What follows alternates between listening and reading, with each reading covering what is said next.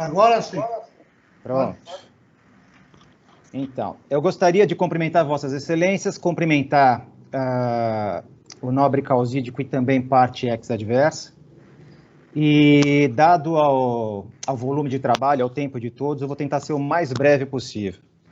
Não obstante o que explanou o nobre advogado, adentrando no mérito em si da questão, da relação do serviço que foi desempenhado, ao meu entender, a questão aqui é muito simples de ser definida, a questão controversa.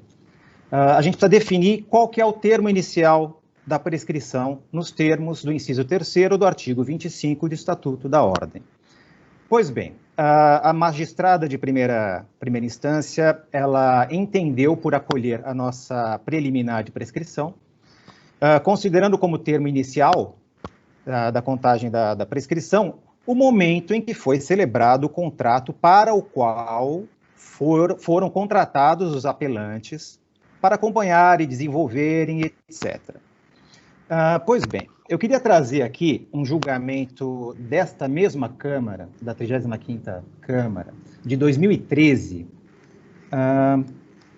que é da lavra do desembargador Clóvis Castelo, julgamento esse no qual, inclusive, o eminente relator Arthur Marques fez parte também, e onde restou consagrado, com relação ao contrato ad êxito, quais são os termos que definem o início da prescrição. Então, vamos lá. Agora eu vou pedir licença para ler esse pedaço, tá? Restou consagrado o quê? Nos honorários contratados ad êxito, o advogado é contratado para atuar processualmente até o fim da demanda, assumindo os riscos desta para conseguir proveito que antevia ao aceitar o patrocínio da causa. E aí prossegue o nobre desembargador Clóvis Castelo. Obtido o resultado jurídico por ato efetivado pelo causídico, segundo as condições pactuadas, surge o seu direito creditório à verba honorária. Portanto, nós estamos falando de uma relação obrigacional. O apelante, tinha um crédito perante a apelada, e o direito dele de exercer a cobrança desse crédito se iniciou no ato contínuo após a celebração do acordo entre a apelada e a construtora Esser, formalizando o contrato para o qual eles foram contratados para desenvolver. Portanto, não faz o menor sentido se atribuir uma nova condição suspensiva, dizendo que caso, em razão de ela não ter averbado esse negócio jurídico na matrícula do imóvel, eles não poderiam fazer a cobrança dos seus honorários. Por quê? Vamos fazer a pergunta inversa.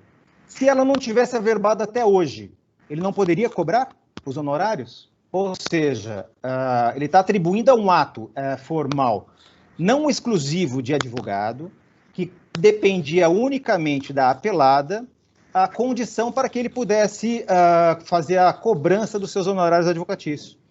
Então, acho que o importante aqui é identificar em que momento foi obtido o resultado jurídico efetivado pelos apelantes, a partir do qual eles teriam direito de exigir da apelada o implemento do crédito. E isso é muito simples. Eles não negam, foi admitido inclusive pela apelada, que eles foram contratados para acompanhar, supervisionar e desenvolver um contrato de permuta entre a apelada e a construtora Esser. Se dando esse contrato, sendo formalizado, assinado, escritura passada, acabou o serviço advocatício. Então não tem por que se ficar eternizando no tempo um momento de onde vai se passar a contar a prescrição. Até porque é um ato que não é privativo de advogado, dependia única e exclusivamente da minha cliente, da apelada, e, portanto, se ele fosse ficar na dependência de que ela averbasse isso para poder cobrar os seus honorários, se ela não tivesse feito isso até hoje, ele estaria até hoje sem poder fazê-lo.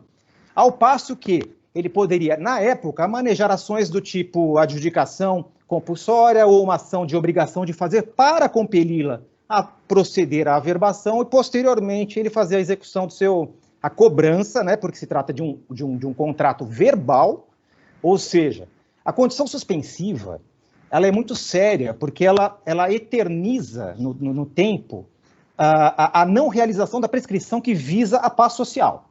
Então, a condição suspensiva, ela tem que vir ou delimitada pela lei ou delimitada pelo contrato.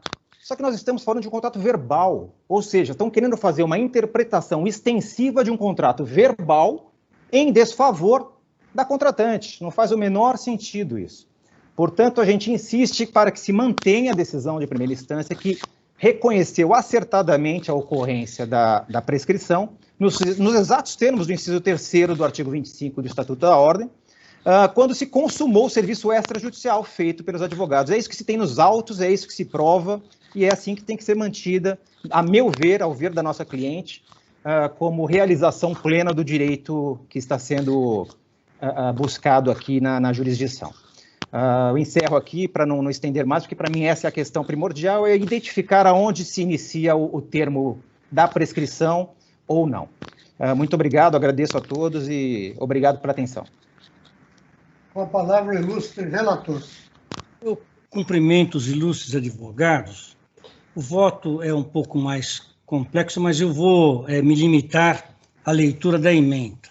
Ação de cobrança, serviços advocatícios extrajudiciais, contrato verbal, intermediação de permuta de imóveis, prescrição, ocorrência, termo inicial do prazo prescricional previsto no artigo 25, inciso 3º do Estatuto da OAB, que se inicia com a ultimação do serviço extrajudicial. Condição suspensiva ao obstar o início do prazo prescricional. Ausência de demonstração. Ação proposta mais de 5 anos após a averbação da permuta nas matrículas dos imóveis transacionados. Prescrição reconhecida, sentença mantida, recurso improvido. Esse é meu voto, senhor presidente. Eu recebi memoriais, recebi o advogado apelante, esteve aqui no gabinete também, e eu estou concordando com Vossa Excelência também para negar provimento ao recurso, entendendo da ocorrência da prescrição. Desembargador Moraes Pucci. Estou acompanhando o voto do doutor relator também. Então, negaram provimento ao recurso por votação unânime. É o número 81 da pauta. Obrigado, os advogados. O seguinte é o